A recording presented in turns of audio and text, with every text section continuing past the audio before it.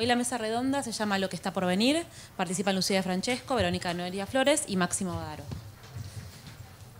Lucía es licenciada en Historia del Arte por la UBA y técnica en Estudios sobre China Contemporánea por la Escuela de Estudios Orientales de la Universidad del Salvador. Maestranda en Historia y Culturas de Asia y África por la UBA e investiga acerca del coleccionismo de arte asiático en Argentina en la primera mitad del siglo XX. Máximo es doctor en Antropología Social por la École d'Haute Études en Ciencias Sociales de París, Francia, investigador de CONICET, profesor titular y director del programa de estudios sobre China Global en la Escuela de IDAES de la UNSAM, del programa Chinese Global Orders de la British Academy. Ha realizado investigaciones antropológicas en China sobre temas de consumo, riqueza y promoción de productos extranjeros y sobre las intermediaciones comerciales entre Argentina y China. Ha publicado numerosos artículos académicos y editado el libro China in Argentina, Ethnographies of a Global Expansion. Verónica es doctora en Historia y Teoría de las Artes por la UBA, magíster en Investigación en Ciencias Sociales de la UBA, profesora de Historia en la UBA, investigadora adjunta y miembro del Programa para el Fortalecimiento de la Investigación y la Cooperación con China-Asia en Ciencias Sociales y Humanidades del CONICET. Es especialista en Arte, Historia Social y Cultura de China Contemporánea. Ha realizado estancias de investigación en la Universidad Nacional de Taiwán, en la Universidad Normal de Shandong y en la Academia Nacional de Artes en China. Actualmente, los temas de investigación se enfocan en la emergencia y desarrollo del arte experimental chino y en su reciente proyección global. Hoy modera Nancy Rojas, que es curadora de Malva. Y por último, voy a adelantar los programas públicos en el marco de esta exhibición, en caso que les interesen. El lunes próximo hay una performance de Rodrigo Moraes, que es un artista contemporáneo, que va a realizar una performance trabajando sobre RMB City, que es un proyecto de Chao Fei. En febrero vamos a tener 3 clases en conjunto con la editorial Caja Negra sobre Byung-Chul Han, Ito Steyer y Liu Hui, que son 3 filósofos contemporáneos. Y también va a haber una performance de Lux Valladolid el 6 de febrero. Todo eso pueden inscribirse en la web de manera gratuita. Bueno, muchas gracias. Después vamos a tener un espacio de preguntas para el público luego de las intervenciones. Gracias.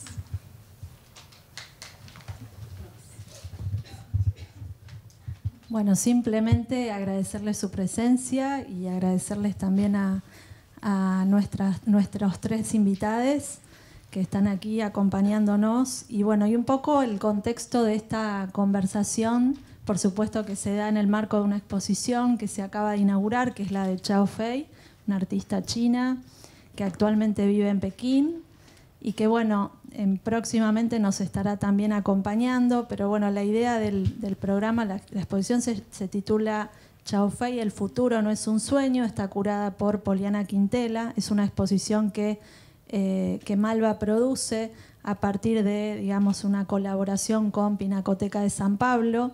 La muestra estuvo exhibida el año pasado en el marco, digamos, de cuando se hizo la Bienal de San Pablo.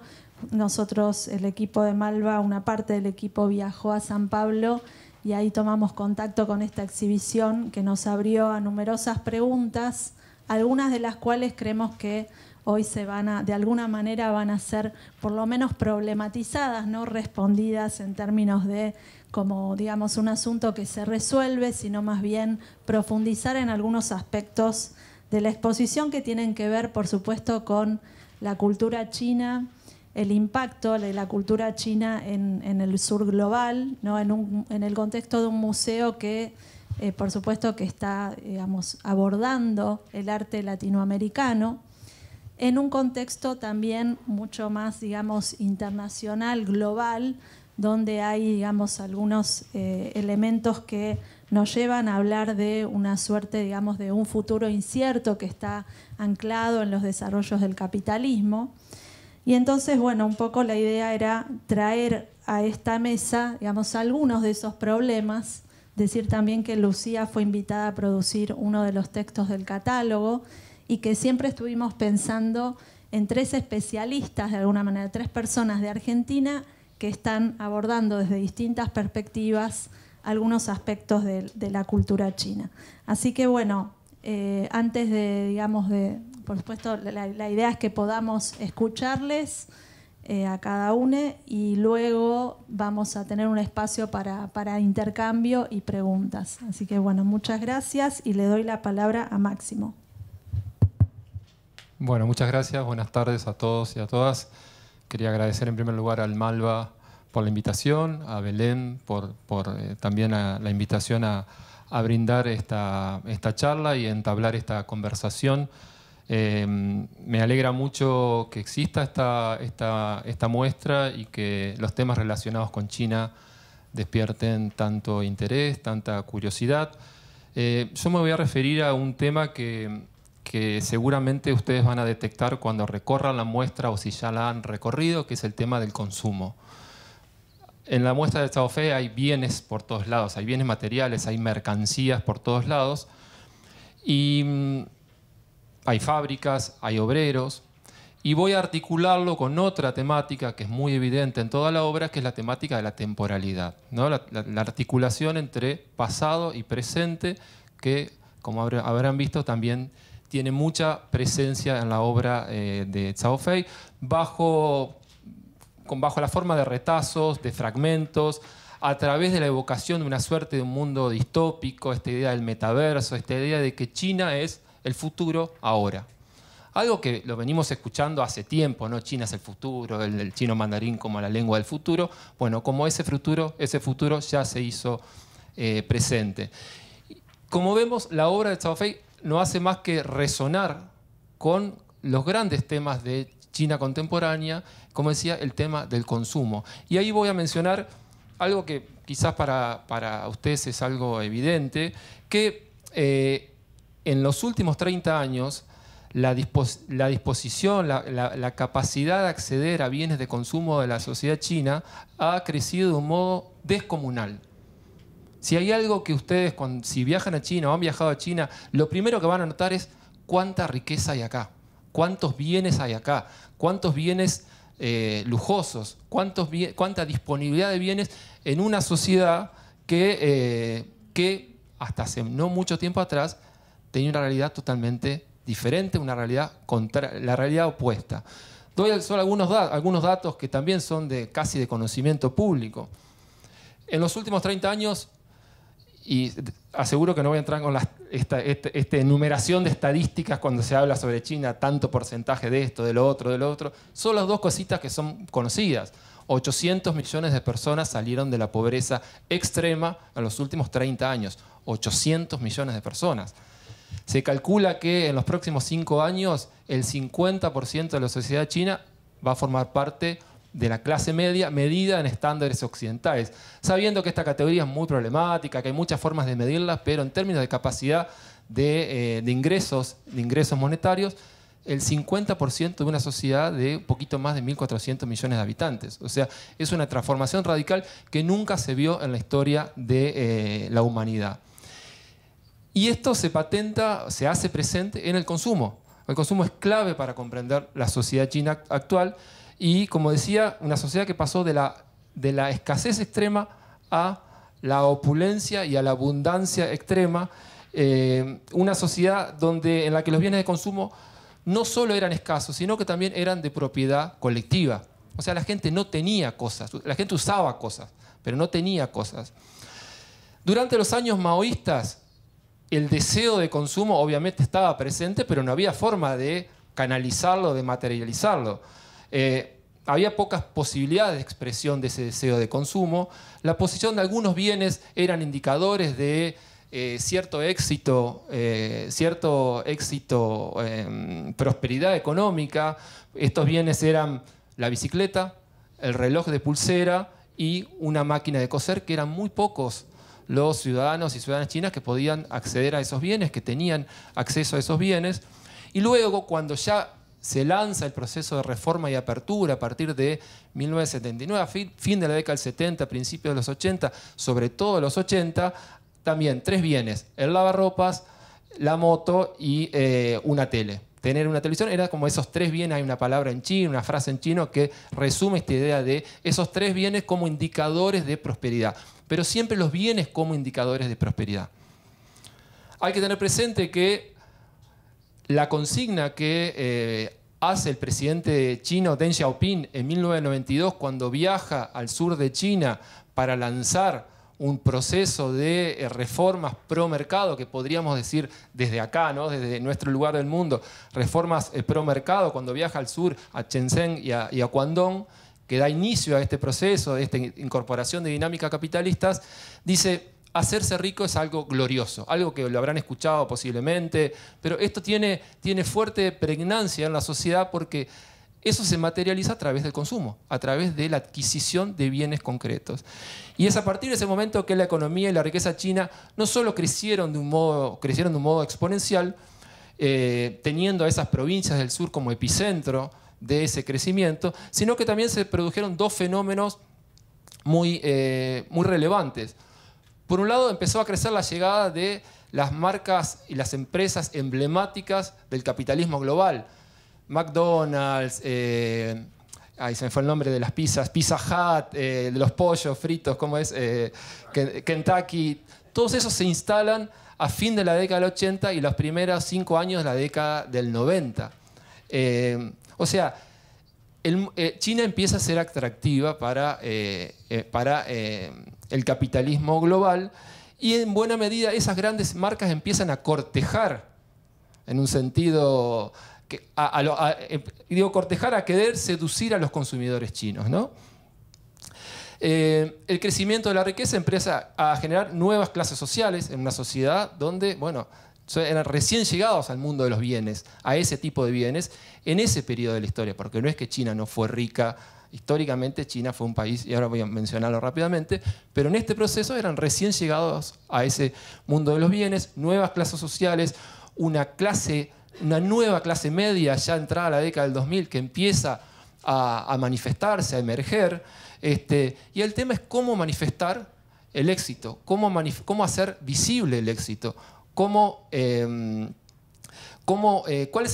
era el mecanismo para poner en evidencia frente a otros que te estaba yendo bien.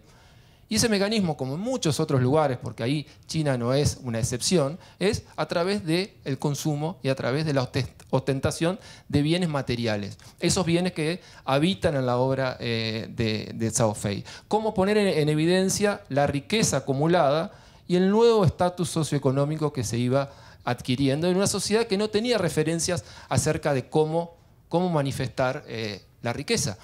Yo hice mucho trabajo de campo en China sobre cómo las empresas globales intentan seducir a los consumidores chinos en diferentes mercados de lujo sobre todo. Hice trabajo con agencias de marketing, trabajé para agencias de marketing y publicidad en Shanghai, en Beijing y en otras ciudades. Y recuerdo una vez en una feria de bienes inmobiliarios internacionales, de real estate internacional, en donde agentes inmobiliarios de otros países van para vender a consumidores chinos propiedades en California, en Australia, en Canadá, en el sur de Europa, no tanto. Y me acuerdo que estaba en un stand, como en una feria, porque China es el lugar de las ferias, hay ferias para todo. Y me acuerdo que había un señor tejano, era como la imagen estereotipada del tejano, perdónenme los tejanos, las tejanas y tal, pero era un señor así con su voz, decía, que vendía casas con campos de golf incorporados. Y me dice, para mí me dice, la tercera vez que yo vengo acá, uno de los grandes cambios, el switch que yo tuve que hacer fue que ese señor que vos ves ahí, que parece, y lo dijo en un tono despectivo, el chinito de que hace poco tiempo atrás estaba cultivando arroz o que andaba en su bicicleta, ese señor te puede comprar 3 propiedades con 3 campos de golf. Y era un señor como muy humilde, con zapatillas, con un gorrito. Entonces, era un indicador que no tenía este señor y muchos de nosotros, y nosotros que estamos acá, criterios para identificar la riqueza. ¿Quiénes son los ricos y las ricas? Esto es algo que es muy, muy fuerte. En China, no tanto hoy en día, pero lo era hace no mucho tiempo atrás, hace 10 años atrás. O sea, ¿quiénes son los ricos? ¿Cómo nos damos cuenta que esa persona tiene recursos, tiene plata, tiene conexiones, es poderoso? Bueno, los criterios que usamos muchas veces y ese nosotros, no sé quién entraría en ese nosotros, pero bueno, que podemos usar desde acá, esos criterios seguramente van a ser poco eficientes a la hora de identificar ese señor que puede comprarte una casa con campos de golf. Entonces, y el segundo fenómeno que aparece en ese momento es la cuestión de las copias. El enorme mercado de la falsificación de los productos falsos y empieza sobre todo con la falsificación de marcas extranjeras, obviamente, y marcas suntuosas, marcas de lujo. Esta expansión de la industria de la falsificación generó muchas innovaciones tecnológicas. Generó problemas para las empresas, por supuesto, pero no tanto, porque un indicador de éxito de las empresas globales en China es que te empiecen a falsificar. Si no te falsifican es porque no estás llegando al mercado. Que te falsifiquen es un indicador que las cosas están yendo bien, porque hay un deseo depositado sobre ese bien. Entonces, generó innovaciones de diferente tipo, sobre todo los productos tecnológicos, amplió las posibilidades de consumo para sectores de origen rural que estaban llegando a las grandes ciudades, que podían acceder a marcas de renombre global aun cuando se trataba de productos falsos, que en muchos casos no diferían en calidad de los productos originales, y esto se puso en evidencia sobre todo en productos de lujo como relojes, carteras, zapatos, bebidas, sobre todo los vinos franceses. Si van a China, o incluso hoy en día, tienen toda una serie de protecciones y de sellos y de cosas para decir que este vino es el del Chateau no sé qué, etc. Teléfonos celulares, decía, teléfonos que en muchos casos incorporaban prestaciones y cosas que los originales no tenían, que el iPhone no tenía, pero tenía cosas nuevas que servían para el uso de la sociedad china, de los consumidores chinos, que tenían avances tecnológicos, ¿no? Y esto generó también varios problemas, porque por un lado una sociedad que utilizaba el consumo y la ostentación de esos productos como marcadores de éxito, de riqueza, de adquisición de estatus, bueno, la proliferación de productos falsos puso en crisis este mecanismo de distinción. ¿Cómo saber que esa riqueza que ostenta el otro a través de esos productos no es una riqueza falsa? ¿Cómo saber que esa cartera Louis Vuitton o un iPhone o lo que sea, no es falso y por lo tanto toda la persona es falsa? De este modo aparece ahí la pregunta sobre la autenticidad, una pregunta que es muy fuerte en la sociedad china. Hay una palabrita que se usa, una palabra que se usa, un concepto, etc. Y una pregunta, la autenticidad de los productos, que rápidamente se trasladó a la autenticidad de las personas que fabrican, que venden, que consumen y que ostentan estos productos como consumidores. Entonces, acá aparece el tema del consumo como un tema de valores, como un tema moral, un tema que en cierta medida, forzando un poco la lectura, uno puede decir, sobrevuela también la obra de Zhao Fei. ¿Cuáles son las experiencias reales y auténticas en el mundo contemporáneo? Es algo que a mí al menos me resonó cuando recorrí la obra de esta artista. Es un tema que apareció, como decía, todo el tiempo en las investigaciones que yo he hecho allá en China, y también la idea de que el consumo de algunos bienes es un mecanismo de adquisición de civilización, es un mecanismo para cultivar el espíritu. Sobre todo yo hice un trabajo sobre el mercado del vino, ¿no? Yendo a catas de vino, no es un gran esfuerzo, ¿no? pero bueno, un mercado sobre el mundo del consumo de vinos extranjeros en un país que tiene una paradoja, es que se compra mucho vino pero no se consume vino. Y es algo raro. Bueno, y los distribuidores te dicen, no sé a dónde van a parar esos vinos. Me compran cajas, container, pallets, bueno, no se venden pallets, pero container, y los vinos, la gente en realidad no toma tanto vino como se compra. Pero bueno, hay toda una idea de que el consumo de ciertos bienes es un mecanismo de adquisición de civilización, ¿no? De modales, de buenas costumbres, un mecanismo de inserción en la modernidad global. Y también es importante señalar que la mayoría de estos bienes de consumo de origen, que podríamos decir suntuosos, de lujo, circulan dentro de una economía del regalo. Son cosas que se compran no para consumo personal, sino para regalar. La economía del regalo, lo podemos llamar así, o es por todo el regalo es muy importante, en todos lados es muy importante, pero en China es particularmente importante. Sobre todo relojes, carteras, bebidas, todo esto está destinado en primer lugar a ser regalado en el marco de negocios, relaciones comerciales, relaciones políticas, no tanto y relaciones familiares relativamente, sobre todo en el mundo de los negocios y en el mundo de la política. Entonces, ahí empieza a aparecer otra cosa, que es estos bienes de consumo asociados a una zona gris, una zona de, bueno, porque si los bienes se utilizan para aceitar los vínculos políticos, los vínculos comerciales, se utilizan, bueno, en muchos casos como corrupción, como coimas, o como, bueno, entonces esos bienes empiezan a también de vuelta a ser bienes cargados de una moralidad dudosa. Por eso es que también esos bienes empiezan a ser asociados ya estoy hablando históricamente a media 2010, 2015, haciendo un recorrido un poco histórico muy rápido, ¿no? de cómo las transformaciones del consumo en la China reciente. Bueno, esos bienes empiezan a estar asociados a actos de corrupción, de riqueza espuria, a coimas, tráfico de influencias. Por eso es que cuando asume Xi Jinping en 2012, una de las primeras cosas que hace es lanza una campaña anticorrupción y pone en el centro a esos bienes. O sea, yo me acuerdo en el 2014 haber estado hablando con el CEO de Hermès en Beijing y había caído drásticamente ya el 2014, o todos los que vendían relojes suizos y esas cosas, porque había caído drásticamente la venta de esos objetos. Había caído drásticamente las grandes banquetes, que es una institución muy importante en China, los grandes banquetes. O sea, el exceso, la figura del exceso en un país y en una sociedad más bien que venía de la austeridad total, ¿no? La figura del exceso y que siempre sea excesivo. Una comida donde siempre sobra comida, mucha más de la que...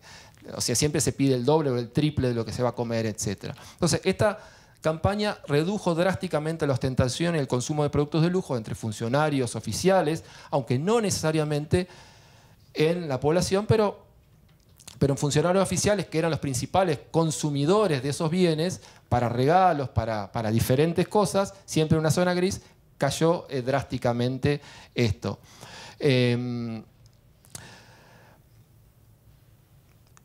Y esta campaña de Xi Jinping que pone al consumo de bienes de lujo, bienes suntuosos en el centro de su política, dio lugar a una nueva tendencia que ya venía manifestándose, una tendencia que se podría llamar como el consumo nacionalista. Es decir, la idea de que hay que consumir productos nacionales. Reemplazar los productos extranjeros por productos nacionales y sobre todo la reivindicación de la calidad de los productos chinos. Porque, como mencioné creo que rápidamente, los bienes extranjeros, los bienes importados, como acá, si es importado es bueno, esto en ese sentido tenemos mucha sintonía con lugares, o sea, como China, esta idea de que si es importado es bueno. Después que sabemos que no es literalmente así, pero en muchos lugares en China, como en otros lugares del mundo, está muy presente esa idea. O sea, lo importado carga un valor en sí, más allá de su calidad intrínseca. Pero carga, por su propio origen, carga un valor específico que lo destaca respecto al resto de los bienes. Entonces, esta tendencia, y con esto empiezo a cerrar, no sé cómo voy con el tiempo, de nacionalismo en el consumo, estaba en sintonía con dos fenómenos que ya estaban en curso. Uno es el claro crecimiento de la calidad y el nivel de avance tecnológico de los productos chinos, que es indudable, cualquiera de nosotros, y nosotros lo podemos corroborar, que hoy en día esos productos ya han comenzado a perder, si no es que lo perdieron completamente, ese aura de baja calidad que tenían para muchos, ¿no? Todavía no tenemos autos chinos en la calle, pero muy rápidamente los vamos a tener. Si es por calidad, no hay ninguna diferencia con las grandes marcas más conocidas. Por otro lado, el consumo nacionalista está en sintonía con la política oficial que busca que el mercado de consumo se abastezca principalmente de productos chinos y busca sobre todo pasar del hecho en China a el diseñado en China. O sea, que China deje de ser la fábrica del mundo para ser el país que esté a la vanguardia en la innovación, en la creación, en el diseño de nuevos productos y nuevas tecnologías. Y en muchos sectores, obviamente, ya lo está logrando. Hace rato que ya lo está logrando esto. Y esto último se conecta, y con esto sí termino, con el tema del futuro.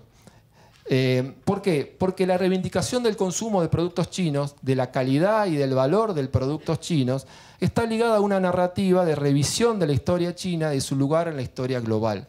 Durante siglos, China fue un lugar de innovación, de creación, de vanguardia tecnológica y científica, y es esta historia en parte, la que busca revitalizar la noción de sueño chino, pongo comillas, sueño chino, que Xi Jinping, el presidente chino, expresa en un discurso en noviembre de 2012, cuando visita un museo de historia nacional en Pekín, poco después de asumir su gobierno, y lanza esta noción de un sueño chino como un gran marco discursivo de revitalización, de rejuvenecimiento de la nación china y de su rol protagónico a escala global. O sea, el futuro es una política oficial en China. China es un país totalmente volcado, orientado hacia el futuro. Es un país donde la ambición, la esperanza, el deseo de producir y de anticiparse el futuro está presente por todos lados, no solo en la narrativa oficial. Y el acceso cada vez más masivo a bienes de consumo sofisticados fue y sigue siendo un territorio en el que esas ambiciones y esperanzas se materializan, se transforman en algo concreto. La obra que se está exponiendo en estas semanas de Zhao Fei claramente dialoga con esta política oficial, pero bastante antes de que se expresara oficialmente, porque de hecho, si vemos, por ejemplo, la foto, bueno, voy a spoilear, pero hay una foto son 7 personas en una fábrica, en una remera, cada uno con un carácter que dice mi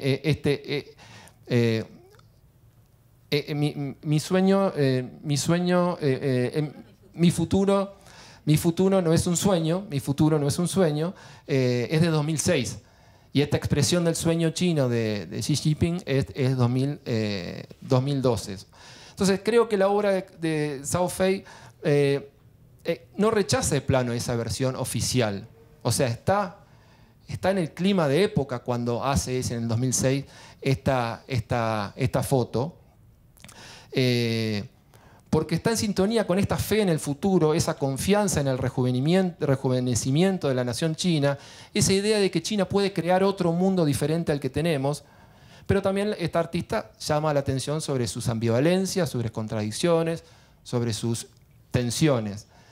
Y también pone en el centro Zhao Fei, porque a diferencia del título de la obra, el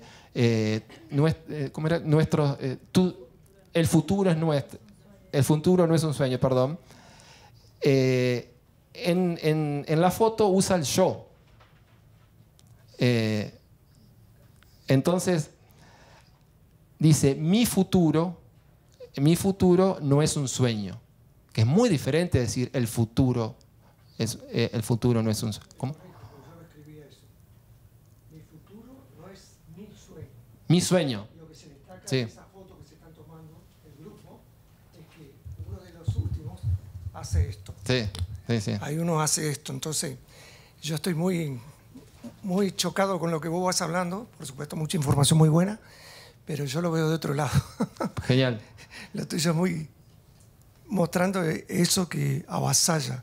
Es decir, yo veo el esclavismo. Ok. Pero está muy bueno. Bueno, un poco lo que yo iba a cerrar con esto. Para mí lo importante es el yo que aparece, el mi futuro, porque introduce el individuo por sobre lo colectivo. Entonces ahí hay una especie de alguien reclamando un lugar en la elaboración de ese futuro. O sea, diciendo que, bueno, no es solo un sueño colectivo, no es algo, en lo colectivo no se diluye el individuo, que es un tema muy fuerte en la China de los últimos 30, 40 años, si se quiere, ¿no? El lugar de la individualidad, de cómo se expresa lo individual. Bueno, me quedo por acá y la seguimos en las preguntas. Gracias.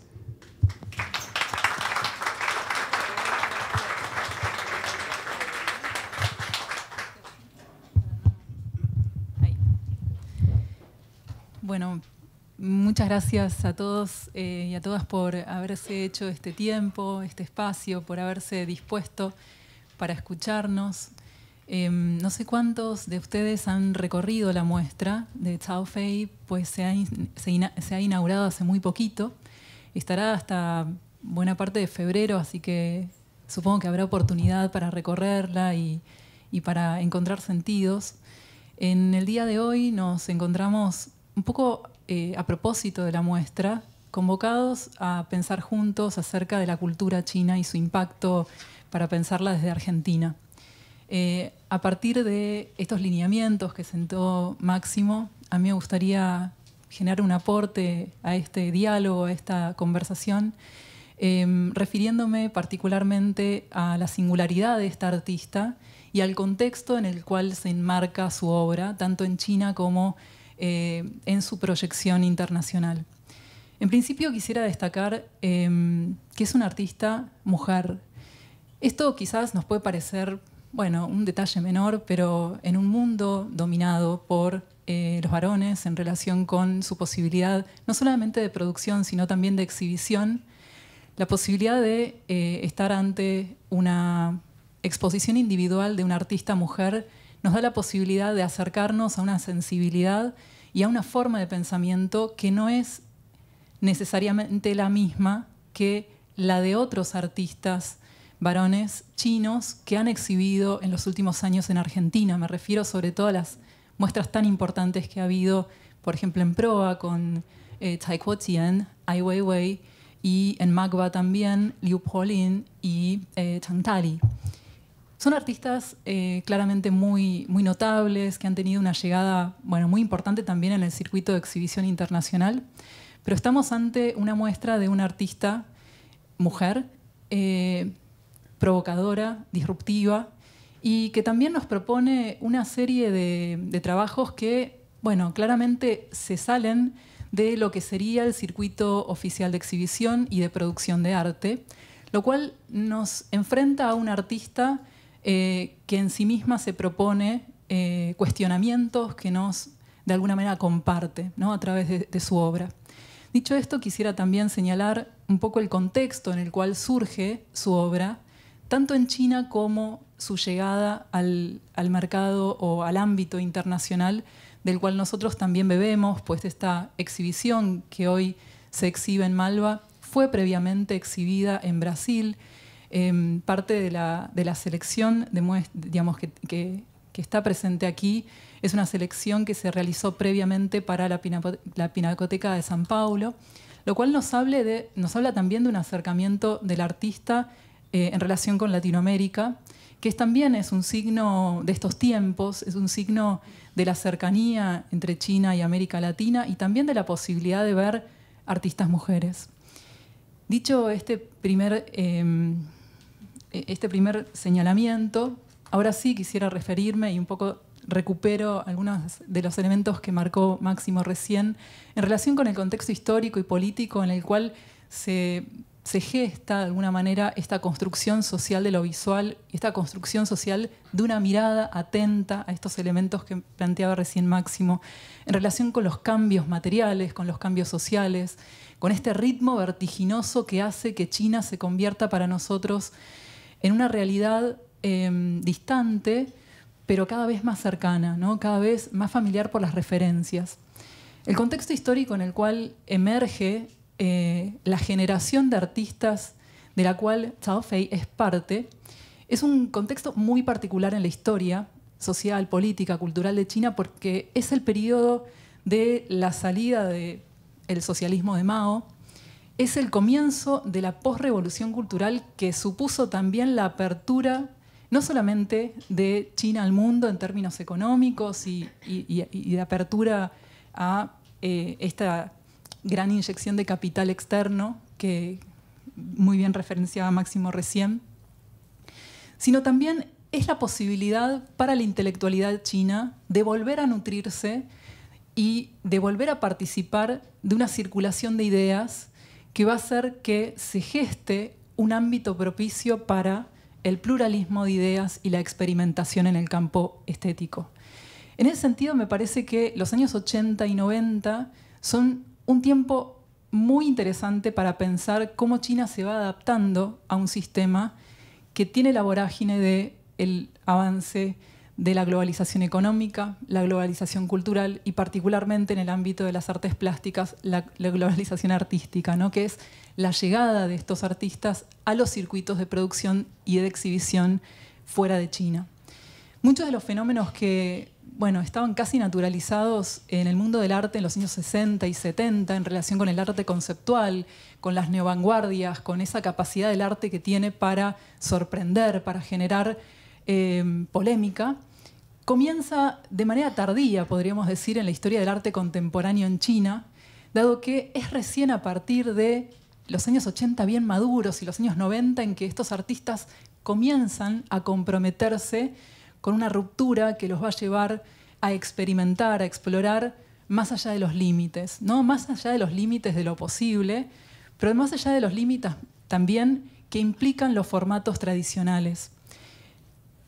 Estamos ante un artista que recupera buena parte de la herencia clásica tradicional, porque todos los artistas en China se forman en el sistema educativo en función de una lectura de una herencia tradicional que les es propia.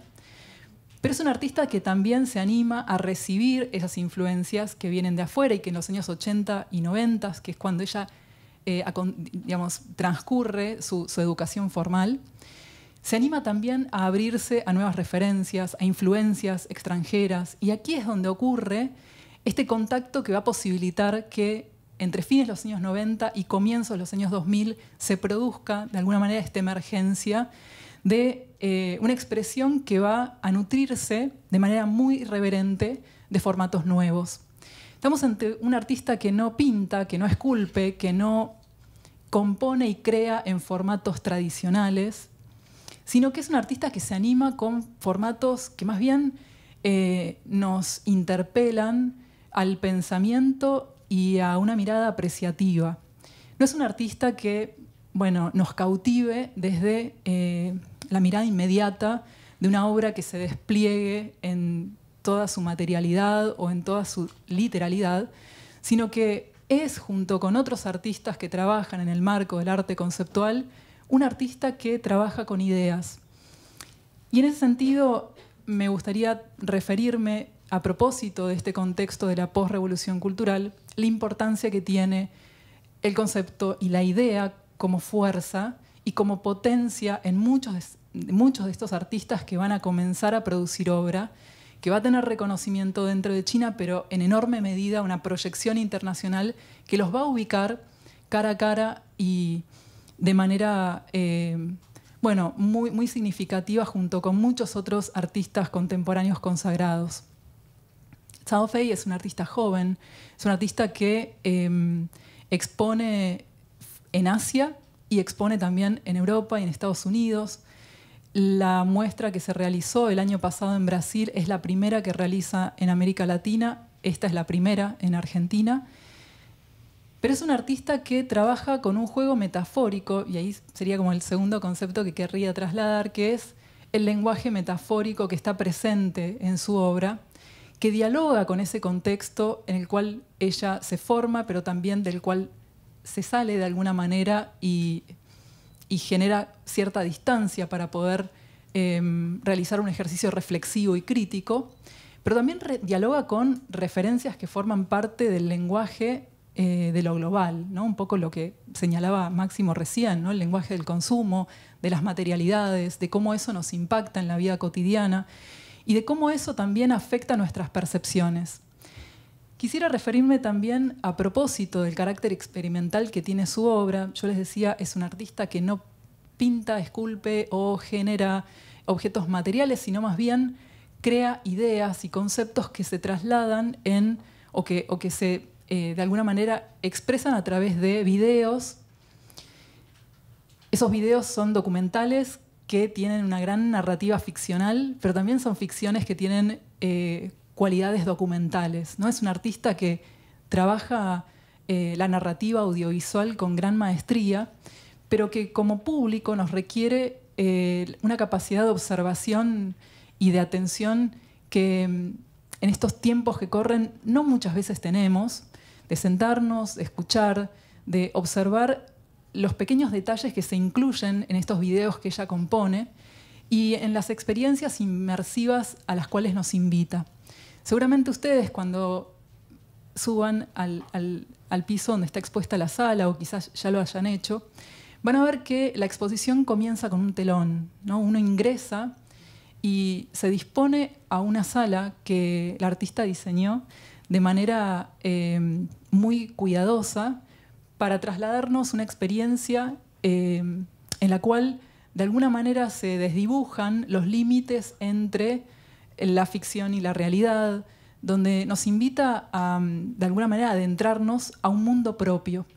Y ahí quisiera referirme al lenguaje metafórico que está muy presente en su obra y en donde también dialoga un sustrato o un fundamento filosófico del cual ella es parte, que es esta idea de poder contener los opuestos, porque vemos un universo de paisajes que corresponden a ciudades con construcciones de arquitectura de vanguardia, pero también vemos ciudades abandonadas, ciudades en ruinas. Vemos una estética de las ruinas, algo que va a ser un elemento común también en otros artistas contemporáneos que han reflexionado acerca del cambio vertiginoso que ha ocurrido en China, de la mano de la globalización, de la mano de la urbanización y de la industrialización acelerada, cómo frente a ese avance o ese cambio vertiginoso en la cultura material y en el entorno material, también va quedando de lado una mirada de China que tiene que ver con aquello que se va dejando de lado, que se va perdiendo, y la memoria de ese registro que queda en ruinas, ¿no? Esa estética de las ruinas, de alguna manera, también es una estética de la cicatriz, que fue parte de una corriente literaria que impactó también en el arte, que es, de alguna manera, este sentimiento de nostalgia por el pasado, pero también de cierta incertidumbre respecto del futuro que se viene. En este lenguaje metafórico lo interesante es que los opuestos, los opuestos no son contradictorios, sino que convergen en un mismo plano. Y eso me parece que es parte no solamente de la impronta de la obra de esta artista, sino que es parte de esa sensibilidad propia de la filosofía china que nos invita a pensar más allá de la lógica aristotélica en donde todo debe corresponder a una causa y un efecto, y en donde no es posible pensar una cosa y otra en simultáneo siendo una cosa diferente. Esta contención de los opuestos hace posible que en la obra de esta artista veamos construcciones y también veamos destrucción, que veamos un futuro, pero también veamos ese registro del pasado tejiéndose en la memoria de quienes están viviendo la transición. Es interesante también porque esta artista nos lleva a pensar el diálogo que hay entre las distintas generaciones en China que están viviendo el cambio y que han sido protagonistas también del cambio previo que supuso la revolución y la transformación socialista durante el tiempo de Mao. Entonces, en ese lenguaje metafórico, los opuestos no se oponen necesariamente, sino que encuentran una contención en el plano de la narrativa y en el plano del pensamiento.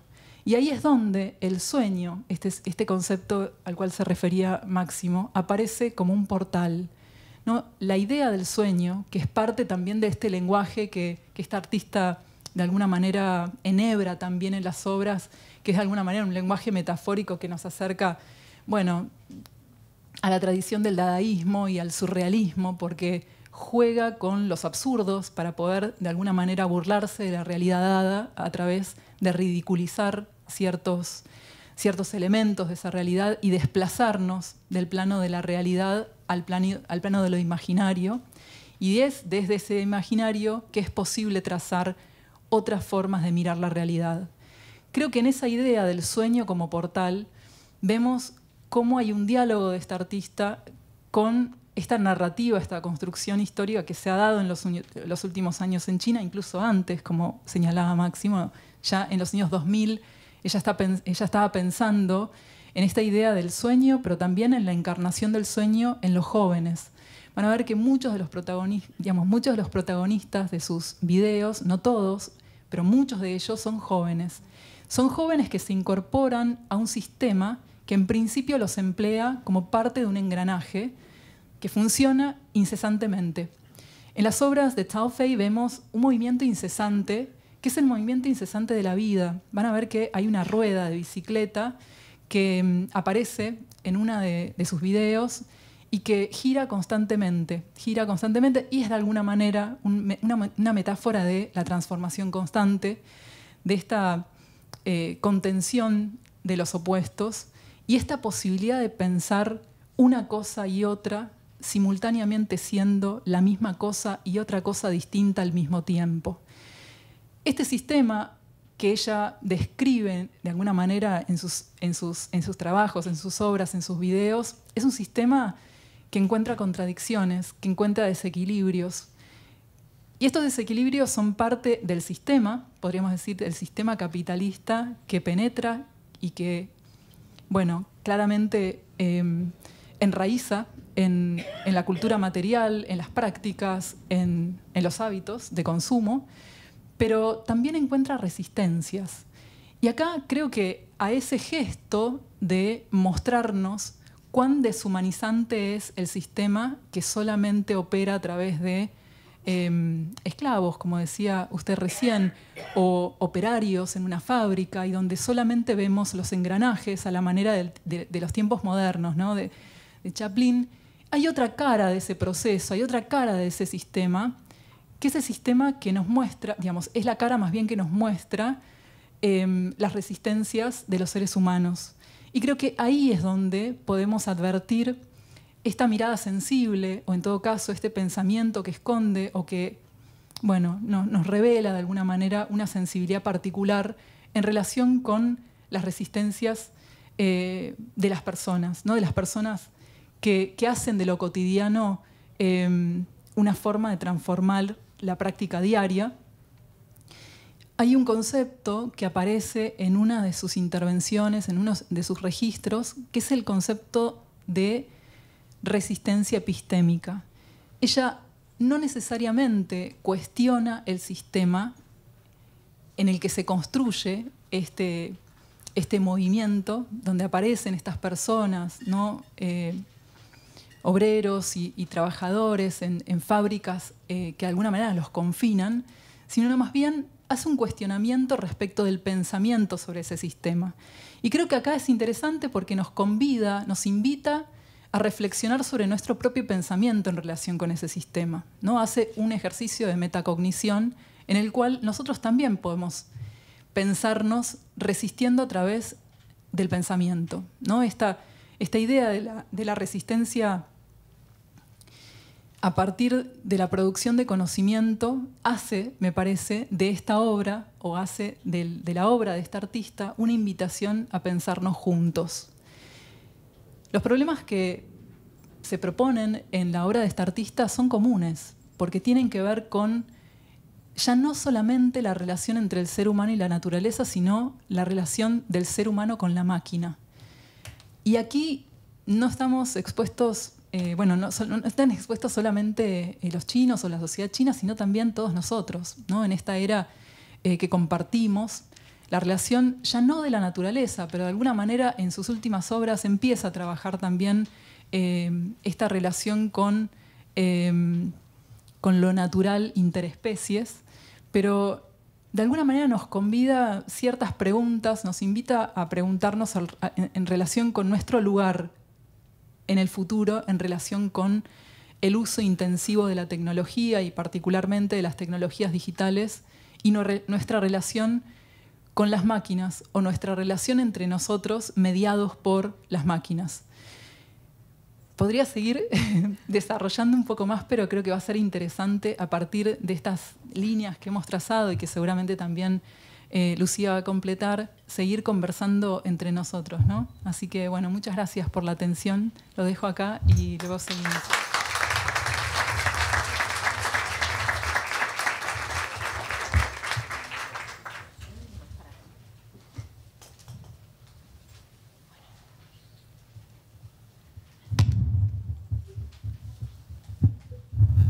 Tiene poca batería. Espero que aguante. Bueno, muchas gracias. Y a ver. Está recarga. Me marca que tiene poca batería. Espero que no se apague.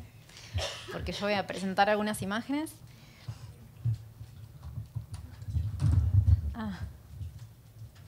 Bueno, voy arrancando mientras cargamos la computadora. Bueno, antes que nada, muchas gracias a Belén y al Malva por esta invitación que me permite pensar en torno a la obra de Zhao Fei. Y en mi caso, mi intención es retomar un poco lo que vienen diciendo Máximo y Vero, pero también invertirlo, porque me parecía interesante pensar lo que pueden ver hoy en la exhibición de Zhao Fei, pero desde el arte argentino contemporáneo, y establecer posibles diálogos imaginarios, anacrónicos, podríamos decir, entre la obra de esta artista y la escena local, ¿no? O sea, desde la práctica artística nuestra, contemporánea. Entonces, un poco como principio disparador, se me ocurrió pensar en el término glocal o glocal, que es la conjunción de lo global con lo local, ¿no? Porque hay una operación que se ve mucho en la obra de Zhao Fei y que de hecho creo que ya viene apareciendo hoy, y que es esto de esta estrategia artística de pensar globalmente, pero actuar desde lo local, ¿no? O sea, desde lo situado. Y ella justamente retoma problemáticas que podríamos decir situadas desde China, pero que nos atraviesan a todos globalmente, ¿no? Y entonces, bueno, empecé también a pensarlo en relación al texto que escribí para el catálogo, ¿no? Y este vínculo entre Argentina y China desde quizás los pliegues, los intersticios, desde ciertas aristas un poco alternativas. Y lo primero que se me ocurrió, ¿no? Al pensar, bueno, ¿dónde entra China en la producción artística contemporánea? Y un primer momento, quizás no sea el primero, pero el primero en esta genealogía que yo intento recrear, es el de la década del 90, quizás porque es la década en la que yo me crié, crecí, y que es este momento en el que ingresan a la Argentina productos fabricados en China, ¿no? A partir de en el marco de una serie de políticas neoliberales y de apertura a las importaciones, y que China, justamente como esa fábrica del mundo, es ese made in China que empezamos a ver en muchos productos, en artículos que ingresan, ¿no? Y que ingresan en las distintas esferas de la vida cotidiana, desde los juguetes, desde la vestimenta, de los electrodomésticos, pero también desde la baratija, desde el adorno. Y es ahí que pensé en este made in China y fantasía, como una especie de posible tema de contacto, y cómo en el arte argentino de los 90, sobre todo, que se va a dar en torno al Centro Cultural Rojas y luego hacia los 2000 en el espacio que se conoció como Belleza y Felicidad, ¿no? Muchos artistas argentinos van a responder a una crisis económica, ¿no? A partir de la creación de piezas artísticas con estos objetos plásticos, piezas de descarte, como decía recién, las famosas chucherías, ¿no? Y estas distintas materialidades, formas, texturas, van a habilitar poéticas, ¿no? Que podemos ver acá como un espacio de resistencia también, pero como un espacio de resistencia en donde se recupera la ternura, se recupera la fantasía, lo quiche. Acá traigo algunas obras, bueno, Marcelo Pombo, Osmar Esquiliro.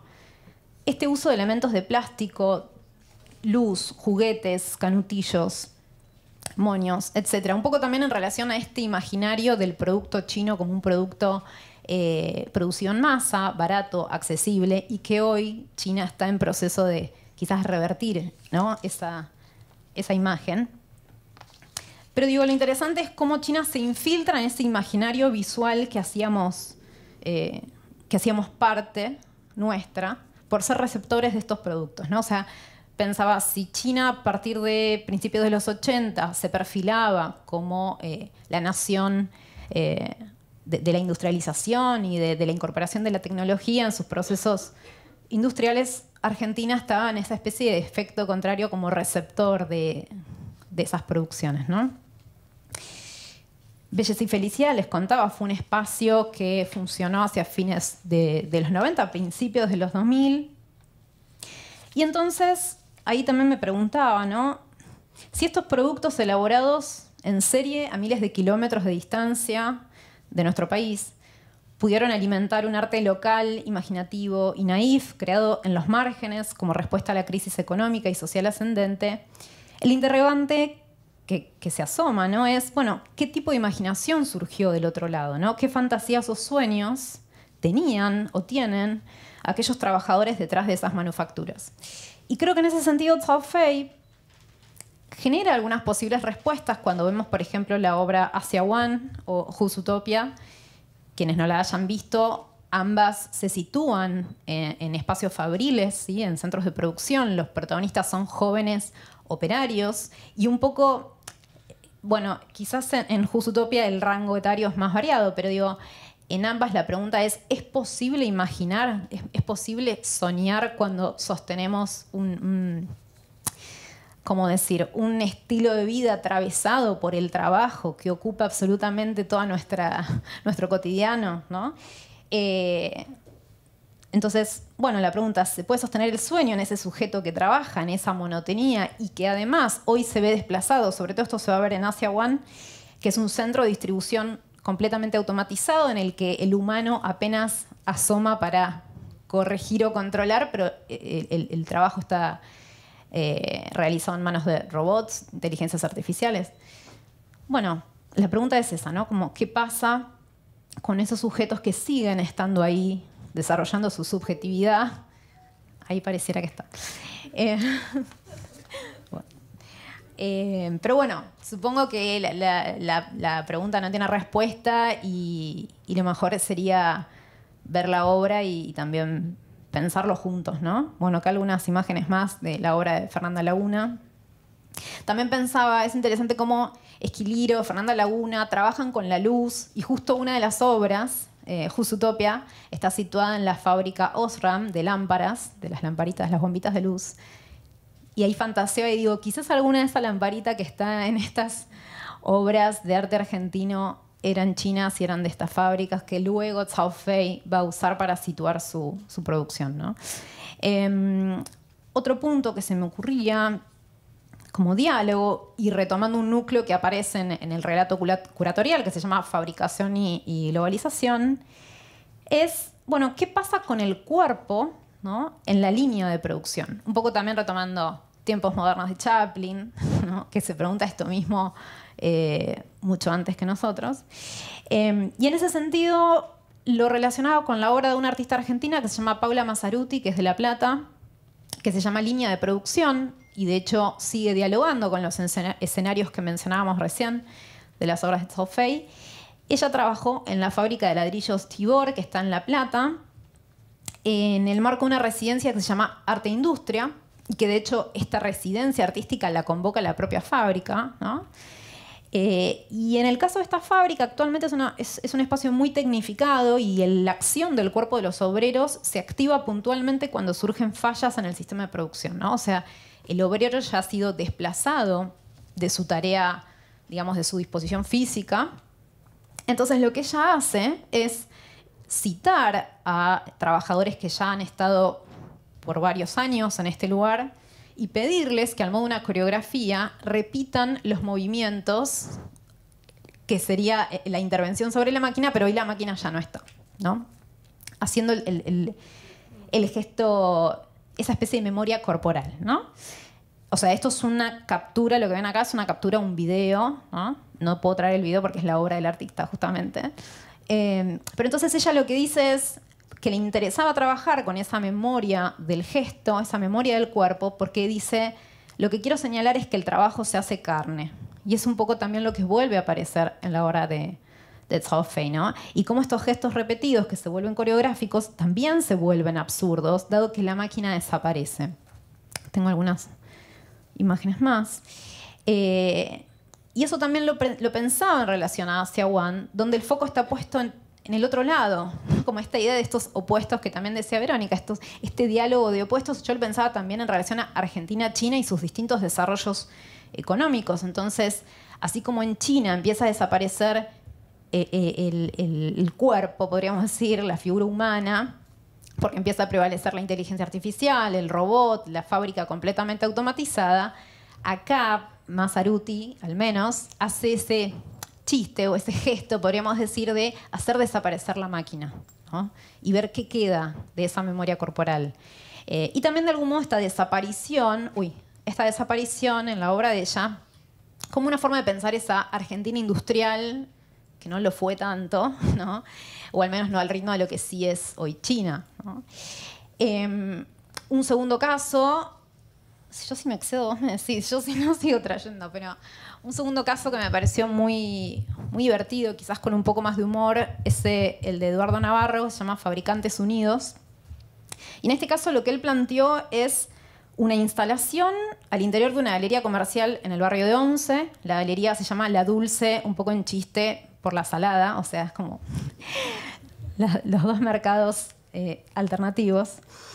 Y entonces justamente lo que Eduardo Navarro va a proponer es invitar al espectador a adentrarse, ¿no?, en este micromundo representativo de estas economías paralelas que surgieron en Argentina, podríamos decir, a partir de la crisis de los 2000, pero en adelante, y que además están en esa zona gris entre la legalidad y la clandestinidad, ¿no? Y no le da muchas más instrucciones al espectador más que ir vivenciar eso hasta dar con Mari, así lo relata él, que es una especie de guía que va a ir llevando al espectador hasta un entrepiso donde está montada una fábrica de budines. Pero en esta fábrica todo está quieto, detenido, no hay, podríamos decir, performers, sino que justamente el espectador va a ocupar el espacio de quien debería estar ahí trabajando, fabricando de manera artesanal, rudimentaria, ¿no? Entonces, de nuevo, me parece interesante lo que decía Máximo de cómo Argentina también es receptora y de todo ese código de la falsificación, toda esa industria de la copia y cómo tenemos nuestros propios mercados y economías alternativas y paralelas como este tipo de sitios, ¿no? Y cómo el arte puede llegar hasta ahí y ponerlo en evidencia, visibilizarlo, ¿no? Entonces, por un lado, digo, retomando acá mis apuntes, Navarro lo que propone es, por un lado, visibilizar estas economías precarias, todo un sistema económico, comercial en torno a estos emprendimientos, también en torno a las imitaciones, pero también a través de esta invitación, ¿no?, desde el arte, este cruce entre lo real y lo ficticio, donde termina la situación concreta y real de este mercado que funciona en Once y donde comienza esa, podríamos decir, ficción que invita al arte, o entre lo real y lo absurdo, ¿no? De hecho, lo gracioso es que después La Dulce tuvo todo un problema porque al circular la obra del artista, bueno, cayó la policía, inspecciones, etc. O sea que también ahí están los problemas del arte cuando intervienen ciertos espacios en los márgenes. Pero bueno, para seguir pensándolo. Un tercer punto también de encuentro, de posible diálogo, es también retomando otro núcleo de la exposición que se llama Pasado y Presente del Mundo Virtual, ¿no? Cao Fei trabaja mucho con la cuestión del lenguaje de las redes, de las plataformas digitales. Por ejemplo, en su obra Renminbi City, que la hace en la plataforma Second Life. Entonces pensaba, bueno, ¿qué pasa en el arte argentino con el videojuego como una plataforma artística, ¿no?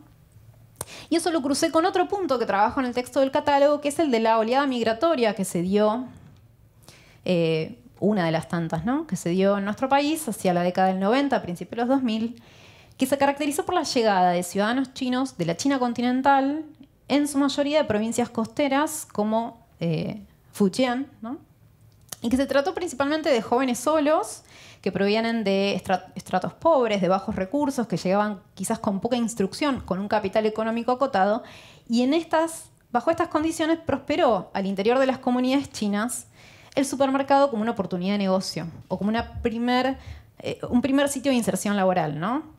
Y toda una red después de contención, ¿no?, al interior de la comunidad china, pero bueno, eso es como todo un tema aparte de estudiar. Pero digo, se va a dar en torno a lo que hoy entendemos con el supermercado chino, toda una búsqueda de estos llegados a insertarse en distintos espacios, ya no, por ejemplo, en lo que sería un barrio particular, sino que se van a dispersar en todo el territorio argentino. Y de este modo creció esta red de supermercados chinos y podríamos decir que por sus características propias se integraron en una dinámica urbana a lo largo de todo el país y han reemplazado una función social y simbólica que de algún modo cumplían hasta fines del siglo XX lo que era el almacén de barrio, la despensa, ¿no?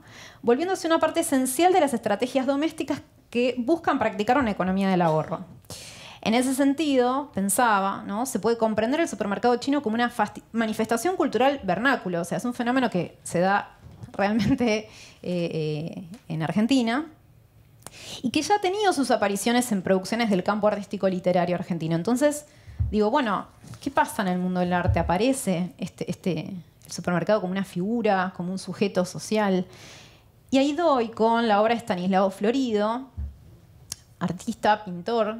Él trabaja ya en 2007 una serie que se llama Supermarket Chinese Game, que al principio comienza como pinturas al óleo, en donde representa a jóvenes chinos con estas miradas un poco enigmáticas, vidriosas, ¿no? Y con una estética adrede, ¿no? Buscada, que simula ser el píxel de los juegos en 8 bits, es decir, esta estética de los juegos, de los primeros videojuegos, sobre todo en el arcade, ¿no? Las maquinitas.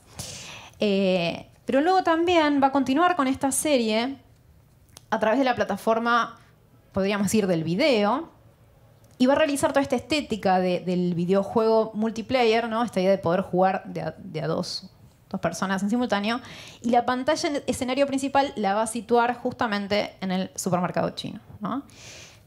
Al mismo tiempo, en esta misma serie, o digamos, bajo este mismo lenguaje, va a realizar este otro videojuego que se llama Cartonero, ¿no? Entonces, digo, es interesante cómo desde la estética del videojuego no solo toma la figura, o podríamos decir el sujeto del supermercado chino, sino también la del cartonero, los dos sujetos sociales que respondieron o que surgieron luego de la crisis de los 2000, ¿no?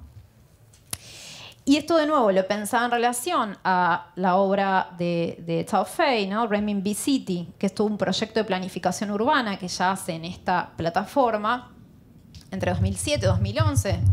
Es decir, la fecha es, digamos, bastante cercana. Y también lo pensaba en relación a una estética que pareciera crear una especie de, como esta película que se llama Recuerdos del Futuro, ¿no? O sea, una estética que está hablando con un lenguaje del presente, con lo que hasta ese momento es una tecnología, podríamos decir, actual, pero que en muy poco tiempo se vuelve anticuada, ¿no? Y va a remitir a una especie de pasado inmediato, ¿no? Voy a ir pasando para no demorarme. Ya para ir un poco llegando hacia el último punto o núcleo, lo pensaba también con un núcleo de la curaduría que se llama Urbanización y Distopía, ¿no? Y yo le agregué esta especie de subtítulo que es Toda tecnología es geopolítica, porque, digamos, así como lo que nos presenta Zhao Fei es la cuestión de China como la fábrica del mundo y estos sujetos que aparecen en torno a estas fábricas automatizadas, la inserción de las tecnologías como soportes y en algunos casos desplazando al obrero, ¿no? De su espacio de trabajo. También, digamos, la contracara de eso y de ese crecimiento a pasos agigantados que ha tenido China es el problema del extractivismo, de la contaminación de los recursos naturales, de la alteración del paisaje, ¿no? El paisaje natural. Y ahí di con el proyecto de una artista argentina que se llama Florencia Levi, en donde su foco, ¿no? Está puesto en esta intersección entre la política y la tecnología y en estas estructuras de poder que se van a dar en torno a la cadena de producción de los dispositivos, por ejemplo, los teléfonos celulares, ¿no? Y cómo estas cadenas de producción para abastecer a un mercado mundial implican distintas formas de catástrofe en los territorios, pero también en los cuerpos humanos y no humanos.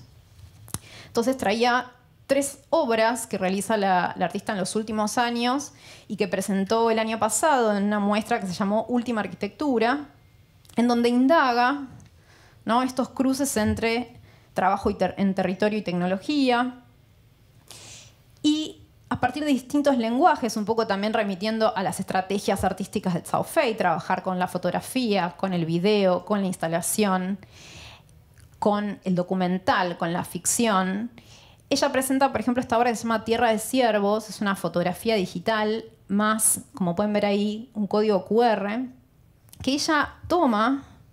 Se llama Tierra de Ciervos porque ella lo toma en una región que se llama Paotou, que está en la región autónoma de Mongolia Interior, al norte de China. Y ella venía investigando estos territorios que se le llaman tierras raras, porque son tierras en donde se supera, podríamos decir, la cantidad de contaminación en la tierra, la posibilidad de la vida, ¿no? de la presencia de seres vivos. Ella estaba haciendo una exploración en este territorio y es detenida. De hecho, estas zonas son zonas afectadas por desechos tóxicos resultantes de la fabricación de componentes electrónicos para dispositivos como teléfonos móviles, tablets. Y esto que ven ahí es un lago de lodo radioactivo, ¿no? Entonces, bueno, ven que ella está tomando fotografías, recorriendo este espacio y es detenida. Le van a pedir la cámara, le van a borrar todo lo que tenía y la única foto que resistió de este interrogatorio, ¿no?, fue esta imagen.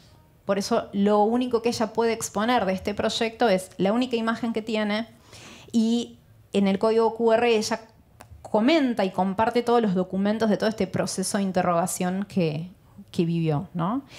De hecho, justamente Paotou vendría a traducirse como Tierra de Ciervos. Como pueden ver, ya no es posible que haya ningún ciervo. Lo que sí se ve son toneladas de residuos generados por la extracción de distintos elementos que, como les decía, funcionan para la fabricación de estos componentes tecnológicos. Y retomo una cita que escribió Michel Nieva, un escritor que además trabajó con esta artista, que dice: todos tenemos un pedazo de China en el bolsillo, ¿no? O sea que, de nuevo, volviendo, así como antes teníamos los Made in China, estos productos baratos, hoy tenemos a China en nuestros dispositivos electrónicos.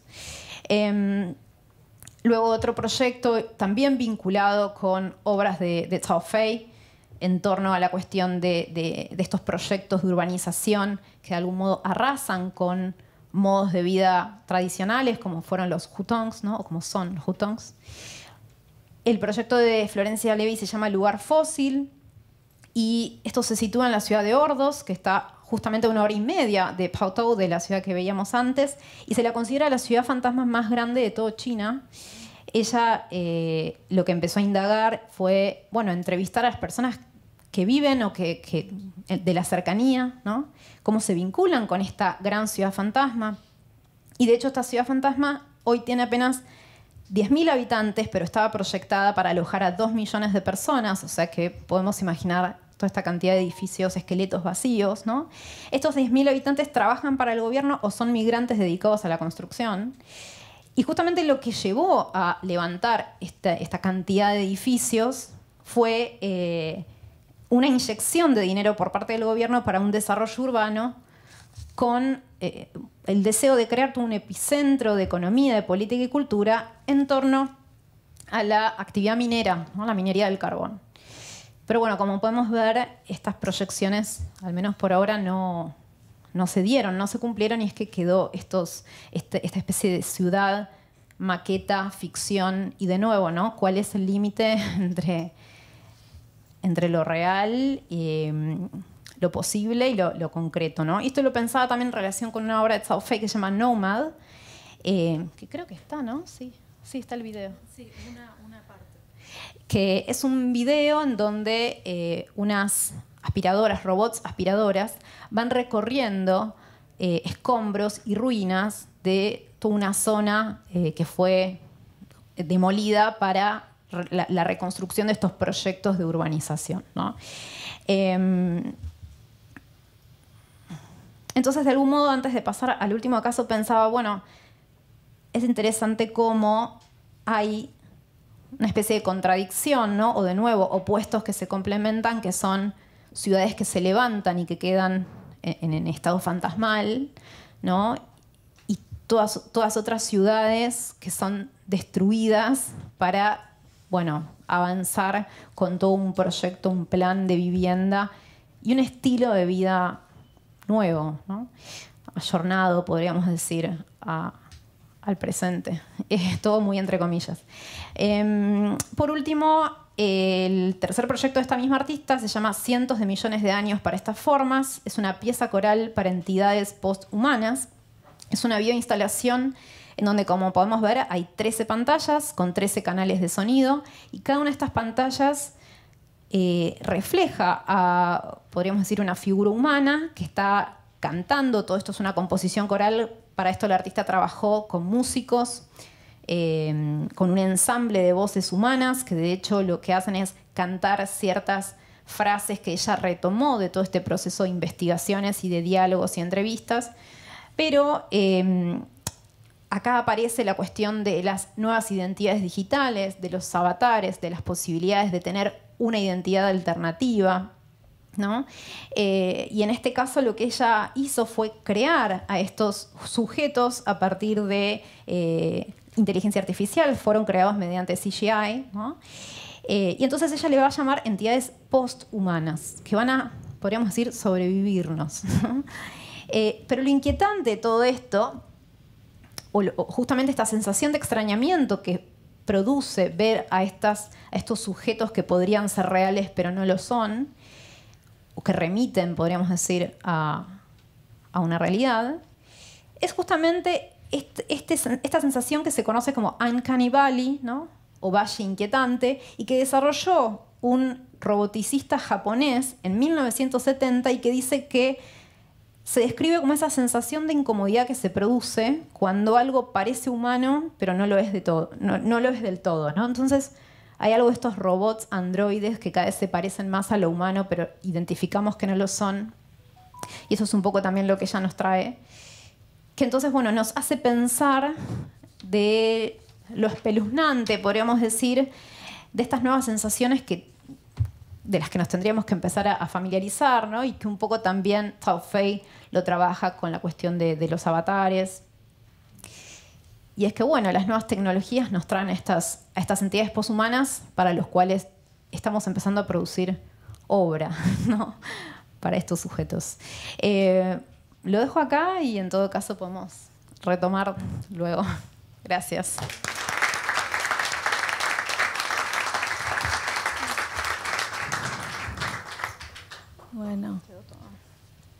Bueno, muchísimas gracias a los tres. La verdad que ha sido una mirada muy, muy interesante y muy aguda, y un recorrido... ¿Se escucha? ¿Sí? Ah, ok. Y un recorrido bastante circular, digo, porque empezamos con el consumo y terminamos también de alguna manera con el impacto del consumo, ¿no? Incluso desde una mirada, digamos, hacia el futuro. Hay una de las cosas que a mí me gustaría preguntarles, para no volver sobre puntos que han desarrollado los tres de una manera muy expandida y con mucha profundidad, y que justamente esto es algo que nosotros queríamos alcanzar con este programa, para resituar la obra, ¿no?, de Chao Fei en este contexto, y con relación a la Argentina, y también pensando, bueno, en un museo de arte latinoamericano en relación, por supuesto, más expandida, ¿no? No solo pensar el lugar de la Argentina, sino pensar este sur global, donde podemos pensar temas que se trabajaron acá: la circulación, la desmaterialización, esto de la desaparición, ¿no?, de lo que diríamos en el arte, la figura humana, ¿no? La virtualidad y esto que implica la potencia, ¿no? La potencialidad de futuro, de presente.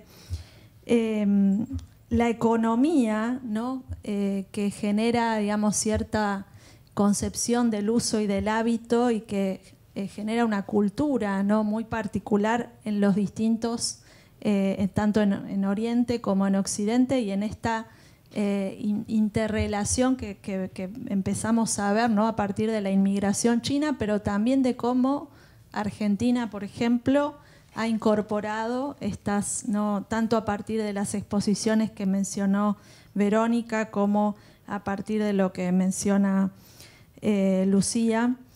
Y bueno, y todo esto que tiene que ver, digamos, con un imaginario, el imaginario cultural, ¿no?, que que nos saca de ese lugar de pensar que la cultura es una sola cosa cerrada y que está como completamente no contaminado o muy situada en una tradición, ¿no? Y acá un poco se expande esa idea, ¿no? Entonces, en este contexto quería preguntarles cómo ven ustedes, sobre todo pensando en el arte contemporáneo, digo, que parecería ser tan lejano, ¿no?, para poder pensar algunos temas, cómo el arte contemporáneo abre una puerta, en este caso, para poder pensar, ¿no?, estos intercambios, esta economía, en lugar de lo global, ¿no?, de este concepto de la proximidad y la distancia que generan la globalización, ¿no?, y pensarnos situadamente en un contexto como Argentina, hoy, ¿no?,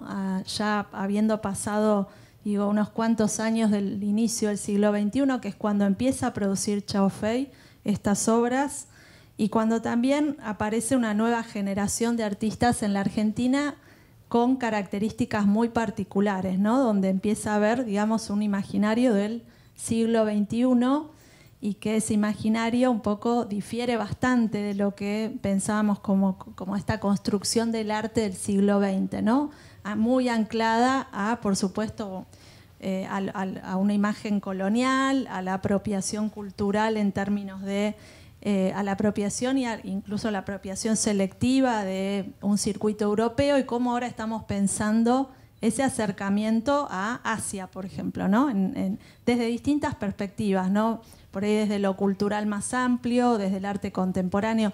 ¿Cómo ven esa situación, digamos, pensando en la cultura contemporánea en general y el arte contemporáneo, ¿no?, puntualmente para, sobre todo en el caso de Verónica y de Lucía? ¿Cómo ven, digamos, esta relación, ¿no?, lo global con lo local, lo situado? Bueno, ampliar un poco en ese sentido para luego dar lugar a algunas preguntas. No sé quién quiere ver.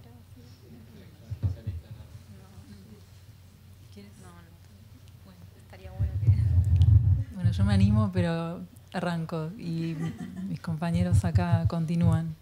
Creo que es interesante pensar esta dimensión en donde lo que compartimos es el presente, pero también la idea de futuro, ¿no? Si bien China y nosotros también tenemos una especificidad histórica, tenemos una realidad que remite todo el tiempo a nuestras memorias en relación con nuestra idea de la temporalidad y cómo eso repercute en nuestras construcciones y nuestras narrativas en el presente.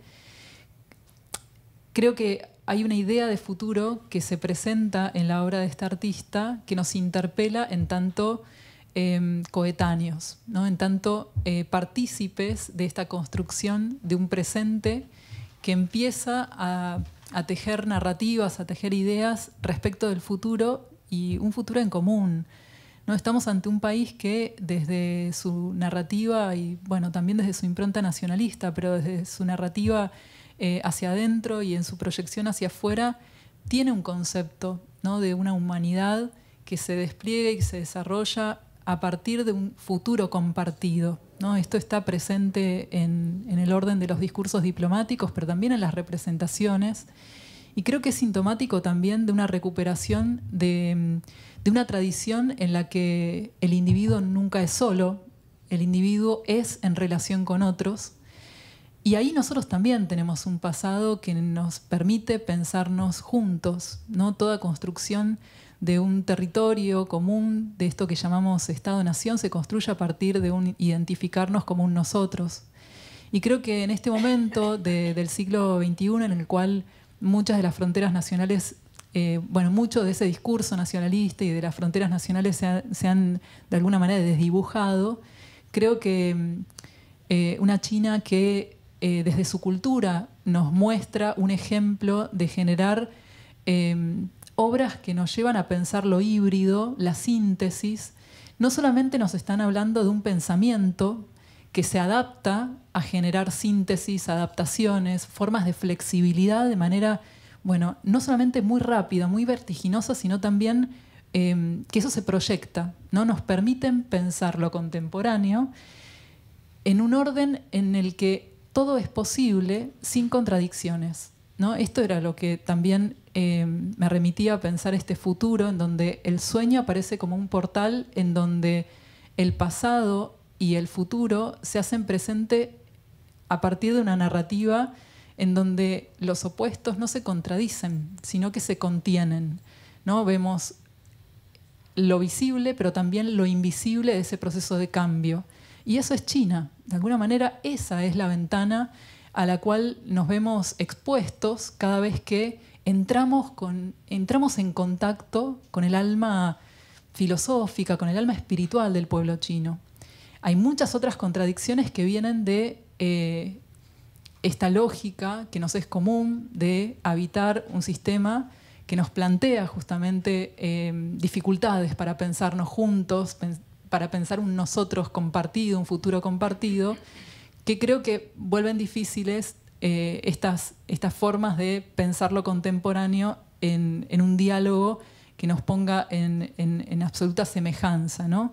Más bien yo sería partidaria de pensarnos en nuestra riqueza por las diferencias que albergamos y que también encarnamos, ¿no? Tenemos la riqueza de nuestras singularidades de la misma manera que la tiene China, pero atendiendo a esta posibilidad que se hace presente ahora de ver una contemporaneidad que se proyecta en esta relación entre Asia y América Latina, China y Argentina, en donde de alguna manera podemos dialogar con estas metáforas, con estos signos, con estas representaciones, sin mediar la presentación de el circuito europeo o norteamericano, ¿no? Hay artistas asiáticos que exhiben obra de vanguardia, pues las vanguardias no son nuevas. Lo que sabemos de las vanguardias es que estuvieron históricamente centradas en el norte europeo. Lo novedoso es que la producción vanguardista o neovanguardista hoy en día proviene de Asia. Eso es el componente rupturista, el componente innovador que hace que nuestra mirada, lógicamente, se desplace hacia Asia como un lugar desde donde proviene, empiezan a aparecer preguntas, empiezan a aparecer escenarios que nos remiten justamente a pensarnos juntos en el futuro, ¿no? Digo esto y de paso... No, lo único que yo pensaba recién, a ver, ¿se puede saber esto? Es que me parece que hay algo también que nos hermana un poco en las producciones contemporáneas, que es el de las resoluciones en los márgenes, a partir de estas estrategias desde la precariedad, desde la informalidad, y que a veces esa limitación de recursos, podríamos decir, digamos, no somos Europa, no somos Estados Unidos. China se puede discutir que disputa ese lugar desde lo económico, pero hay algo desde lo artístico que me parece que se interpela a partir de ese disparador que da a la marginalidad, al menos en un relato canónico, y que habilita otra fantasía, ¿no? Este vuelo a veces del surrealismo que se da en el arte argentino, ¿no? Y que habilita la imaginación en estos recursos o en estas, digamos, en estas posiciones en los márgenes en donde ha quedado a veces China o Latinoamérica en un relato, podríamos decir, canónico, ¿no? Y que de hecho hoy grandes instituciones como la Documenta de Kassel, como la Bienal de Venecia, está intentando recuperar, pero que está intentando recuperar desde una categoría de, bueno, ustedes son el sur global, les vamos a dar lugar, o sea que sigue poniéndonos en un lugar donde ellos nos posicionan, digamos. Entonces creo que ahí China y Latinoamérica tienen mucho para hermanarse o asociarse, podríamos decir, ¿no? De hecho, pensaba en casos como, bueno, no sé, Leandro Ehrlich o Adrián Villarrojas, que fue, o sea, un artista argentino que inauguró, o sea, fue convocado para inaugurar el Tank Museum en Shanghai, que es de un coleccionista privado, ¿no? Pero digo, lo convocan a Villarrojas porque hay algo de su obra que realmente interpela en su despliegue y en la imaginación que convoca, me parece a mí. Eso. No sé. Voy a hablar como no especialista en arte, pero la cuestión del futuro. Vuelvo sobre lo que dice Deng Xiaoping en el 92. Hacerse rico es glorioso. y millones de personas llegaron a un nivel de prosperidad material que nunca hubiesen imaginado. Entonces, la idea de que ese futuro planificado, proyectado, imaginado, representado, fantaseado, se hace posible en el plano de lo material, se hizo posible en el plano material. Entonces, no sé si nosotros, circunscribo en nosotros a la Argentina, a América Latina, hemos pasado por una experiencia similar. Con costos, en el caso de China, por supuesto, medioambientales, en términos de salud, altísimos. Pero 800 millones de personas salieron de la pobreza extrema. Entonces, como en todo, como en todos los planos, pero en China en particular, nada es blanco o negro. Los opuestos conviven todo el tiempo. Entonces, esta idea de que el futuro es algo oficial, es parte de una política oficial, de hablar sobre el futuro, de que en China todo se planifica. Por lo tanto, bueno, vamos a tener de acá a 20 años tantos miles de ingenieros civiles especializados en tal cosa. Bueno, cuando se planifica eso, la posibilidad de que eso se concretice es muy alta. Con un sistema político con ciertas características, con un sistema, con una organización muy descentralizada al mismo tiempo, súper descentralizada a nivel del gobierno. No es un Estado que se impone de un modo como un bloque en toda la sociedad. Las provincias y los municipios, sobre todo, tienen mucha autonomía. Entonces, el futuro es algo palpable. Por eso no es extraño que un artista en el 2006 haga esa foto con los chicos con la guitarra, que la van a ver. Entonces, por eso digo es que es parte del clima de época, la idea de que ese futuro es posible. Y yo me imaginaba, bueno, ¿cuál sería el equivalente en esta región del mundo, ¿no? Me acordaba el famoso, creo que Andrés Rivera, esto del libro, creo que no sé si en El Farmer o en La Revolución es un sueño eterno, hay una parte donde un personaje dice, si lo ven al futuro, díganle que no venga. Como esta idea de que, bueno, una negación, o sea, una idea de que no tiene sentido pensar en el futuro porque no se va a concretar eso que imaginemos. En China es bastante diferente porque en el plano de lo material sí se concretó, de esa prosperidad material. Y lo último, la cuestión que me parece clave, lo que vos preguntabas de la cuestión cultural o la cultura china y todo esto. Si en vez de Cao Fei dice Juana García y no les dice nada a ustedes, o sea, entramos bueno, ¿dónde está lo chino en lo que vamos a ver o en lo que han visto? Bueno, podría estar en todos lados o en ningún lado al mismo tiempo. Porque en sentido hay algo muy interesante de la obra de lo que vemos, es que es muy poco orientalista. No está machacando todo el tiempo. Hay muchos más robot aspiradoras que bambú.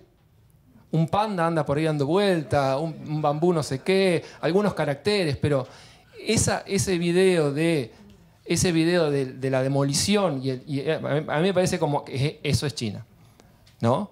Porque es esta relación radical entre creación y destrucción, que en todos lados se da en esos términos de creación y destrucción, primero una destrucción, pero en China se da de un modo realmente radical, porque en 40 años hicieron lo que Inglaterra en la Revolución Industrial hizo en un siglo y pico, y así. Podríamos seguir con ejemplos que muestran la radicalidad de esa intervención en la historia de la humanidad. ¿Es un experimento? ¿No es un experimento? ¿Cuánto va a durar? No sé, pero lo cierto es que tiene una solidez en muchos planos muy alta. Y al mismo tiempo genera, como muestra la obra de Cao Fei, bueno, genera muchas angustias, ansiedades.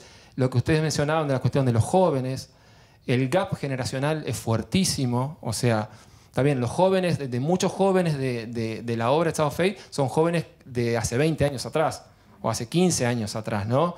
Entonces, bueno, pero hay muchas Chinas posibles en función de qué generación la cuente. Buenísimo. ¿Alguien tiene alguna pregunta o algún comentario?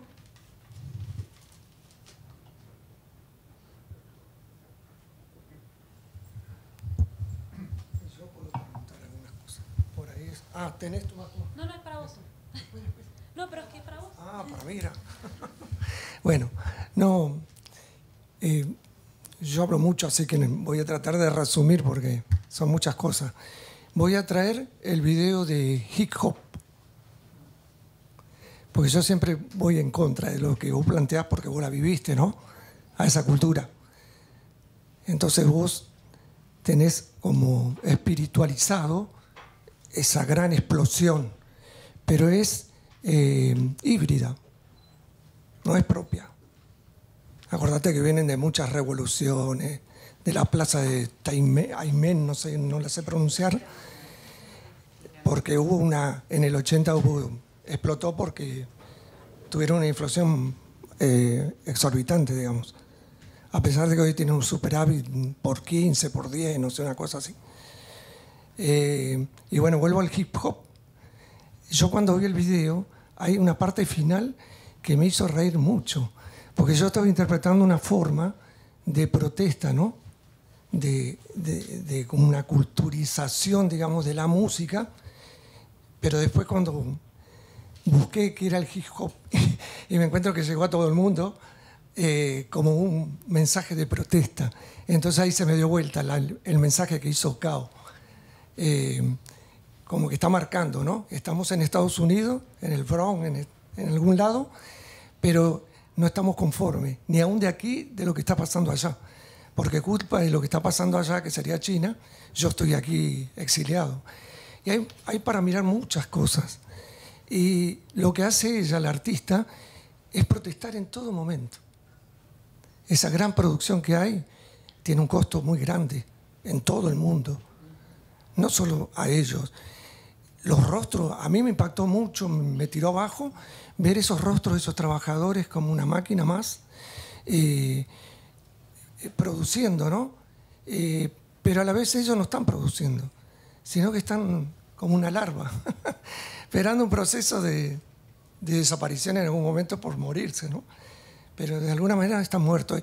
Y la diferencia que noté con ellos, con el argentino, es que el argentino tiene otra idiosincrasia, otra cultura y tiene leyes que todavía se cumplen, ¿no? Y que me parece que en China no, ¿viste? Porque en algunos lugares están comiendo en mesas y en otros lados cuando van al almuerzo comen ahí sentados por cualquier lado. Después la explotación del que reparte. Y ahí también me tocó un poco, porque yo defiendo a los animales, que le llega cangrejos a una de las personas que hizo un pedido, ¿no? Y a otra le llega una gallina, si no escuché mal. Y bueno, así que hay muchas cosas en lo que tiene que ver con el medio ambiente y todas esas cosas. Hay mucho negativismo. Y yo me quedo con... La pregunta que le haría es, ¿de qué futuro hablan? ¿Puede haber futuro en un sistema de ese tipo, donde hay pena de muerte, etcétera, etcétera? Ojo, no estoy haciendo política. Y gracias. Esa es mi pregunta, futuro. ¿A qué futuro se refiere? Sé que se puede contestar, pero yo estoy equivocado. A ver. ¿De qué futuro? No sé. La verdad es que no, porque depende en qué momento la historia de China reciente planteamos esa pregunta, ¿no? Porque ahora es otra la respuesta que el gobierno, la narrativa oficial, esta idea de un futuro no de China, sino un futuro global, un futuro de armonía. O sea, esta es la narrativa oficial. En otro momento, como decía el Deng Xiaoping, era una prosperidad económica, crecimiento económico, o sea, acceder a un mundo de bienes, de prosperidad económica que China no podía imaginar acceder y que finalmente terminó accediendo buena parte de la sociedad.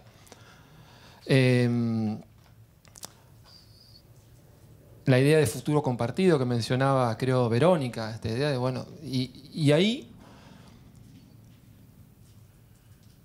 paradójicamente, vamos a ver cómo ahora los países empiezan a cerrarse, donde empieza a imperar el nacionalismo, donde todos se cierran. Lo vemos en Estados Unidos, lo vemos en otros lugares, donde hay un cerramiento, hay un fuerte nacionalismo. Y vamos a ver, y estamos viendo cómo desde China van a empezar a prosperar las ideas de algo compartido que trasciende las particularidades, ¿no?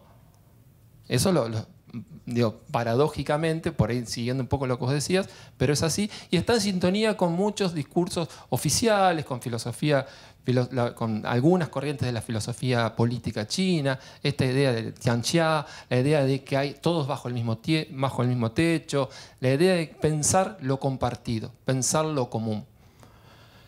Después lo otro, con respecto, mencionabas el tema de los animales y lo medioambiental, que también es un tema que es muy recurrente en todas las cuestiones sobre China. Ahí yo, por supuesto, no soy especialista, pero pasa algo muy particular, que es, al mismo tiempo como la drástica y acelerada industrialización que atravesó y continúa atravesando China, generó un impacto medioambiental enorme, hoy en China es líder en las tecnologías verdes. Es líder en todas las tecnologías de transición energética. Entonces, como decía Verónica, nada es blanco, negro. Todo ¿es esto una forma de salir del paso y decir, no, bueno, una cosa u otra? La verdad que en los hechos sí. En los hechos vemos esta China que generó una industrialización que generó una enorme contaminación. Vemos esa foto, podemos poner muchas otras fotos, las ciudades fantasmas, que es producto más bien de la planificación. O sea, primero planificamos la ciudad y después buscamos gente que la habite, ¿no? Esa ciudad es muy probable, es como hay un proceso de descarbonización muy fuerte, generalmente, muy probablemente esa industria vinculada al carbón ya no es viable. Hay otro tipo de industria, por lo tanto la gente que iba a vivir en esa ciudad fantasma está viviendo en otras ciudades que está igual de planificada como esa en otro lugar, ¿no? Entonces, bueno, eso un poco. Porque fueron muchas cosas las que comentaste, que es súper estimulante para pensar. Bueno, yo hago un pequeño comentario. Me parece que en esta frase que vos decías, hay mucho para ver, creo que ya es un enorme logro, ¿no? El hecho de encontrarse con una muestra que te interpela, que te despierta curiosidad, que te despierta esta capacidad de asombro que todos tenemos. Creo que si lograste advertir que hay mucho para ver y que esos videos, esos documentales, esas obras te despertaron preguntas, creo que hay algo de gran logro cumplido. Sobre esa pregunta al final que compartía sobre de qué futuro estamos hablando, yo creo que no hay futuro. El futuro no existe. Hay un relato, ¿no?, respecto de ese futuro, y hay un futuro que se pone en palabras, ¿no? El mundo se ordena a partir de las palabras, y China pone en palabras ese futuro a través de un discurso que en principio se proyecta hacia adentro, pero también se desplaza de manera transnacional hacia afuera y nos interpela, ¿no? Esto que decía Máximo, se construye como un relato que nos interpela como una comunidad que coexiste y que comparte de alguna manera la crisis climática, que comparte esta contradicción de hacer un uso intensivo de las tecnologías, pero también sentirnos por momentos amenazados por ese uso intensivo y por la inteligencia artificial y por la robótica y por todo esto con lo que ella juega, ¿no? En relación con otro punto que mencionabas vos respecto de esta sensación de protesta, ¿no?, que dan muchos de sus relatos documentados. Algo interesante me parece que está en la actitud de ella, que es esta actitud un tanto adolescente de poder provocar sin sentirse limitada, ¿no?, en ese lenguaje provocativo y en ese, de alguna manera, reflexionar sobre sus propias contradicciones y poder compartir esa reflexión, ¿no?, ese cuestionamiento. Creo que eso es interesante porque nos habla de un artista que claramente es diferente en el medio artístico, incluso chino, pero también nos habla de una actitud irreverente que es parte del arte contemporáneo, ¿no? Y ahí es donde me parece que nos permite de alguna manera acercarnos a su lenguaje desde un lugar de seguirnos cautivándonos por esa actitud reflexiva que tiene el arte, que lejos de ser simplemente un espacio de representación de la realidad, es un espacio que nos permite imaginar otras realidades posibles, ¿no? Imaginar utopías, pero también imaginarnos enfrentando distopías, ¿no? Resistiendo, ¿no? Por eso me parece que en esa actitud rebelde también hay una invitación a pensar la resistencia en términos epistémicos. Yo vuelvo a la cuestión del conocimiento. No es a través del golpe, no es a través de la presencia que protesta en la calle necesariamente, sino es a través de una lógica, podríamos decir, quizás más ajustada a estos tiempos, en donde lo que importa es el sentido, ¿no? Lo que importa es el concepto, es la idea. La idea prende, de la misma manera que podría haber prendido un fósforo o habría, bueno, otras revoluciones que se prendieron con fuego, ¿no? Es una artista incendiaria en ese sentido.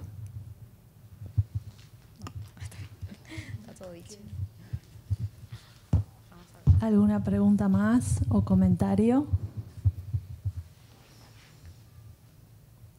Bueno, yo simplemente para hacer un pequeño cierre, me quedaba pensando también, ¿no? Como en esta idea de futuro, cuánta ficcionalización también hay de China y de Oriente en sí, ¿no? Como de Asia, digo, hay como de esos hábitos y de esos usos, y justamente como a partir de estas palabras y de estas, digamos, reflexiones que traemos a colación, un poco la idea es desarmar esa idea de unidireccional, ¿no? Como de que hay una perspectiva o una forma de vivir, y contaba también una paradoja antes de empezar, que con esta idea del plan de China como planificación, ¿no? Del futuro, etcétera, que esta exposición se produce a partir de un instructivo de más o menos 120 y pico de páginas, ¿no? Como es claramente cristalizó el proyecto en sí, digo, y no tuvimos todavía una reunión, o sea, nuestro contacto con Chao Fei fue a través del mail y a través de un asistente que no vive en Pekín como vive ella, vive en Sydney, ¿no? Entonces todo eso nos habla también de la forma, ¿no? De una forma de un procedimiento, ¿no? Y de una forma de pensar justamente ese plan, ¿no? Así que bueno, un poco quería cerrar con esta idea que me parece que es del insight de la producción de la muestra, que a nosotros también nos generó mucha sorpresa, ¿no? Como todo el tiempo estar conociendo una forma de producir una exposición que nos era bastante atípica dentro del museo, incluso habiendo trabajado, ¿no? Con numerosos artistas de distintos lugares del mundo. Así que bueno, agradecerle su presencia, agradecer los maravillosos despliegues que han desarrollado con mucha profundidad y profesionalismo. Y bueno, los esperamos en los próximos programas públicos del museo y bueno, fundamentalmente de Chao Fei, en torno a Chao Fei, que ya los presentó Belén Charpentier y que bueno, están publicados en la página del museo. Muchas gracias.